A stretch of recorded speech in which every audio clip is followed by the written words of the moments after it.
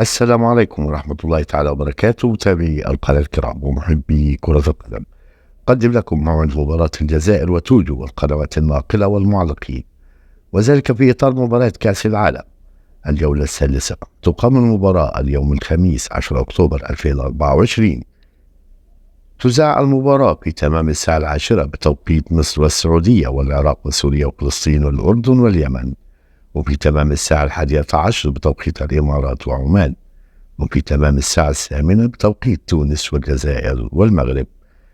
الفريق الجزائري يحتل المركز الأول في مجموعته برصيد 6 نقاط، وتذاع على قناة بين سبورت الرياضية 1. يعلق على المباراة حفيظ الدراجي.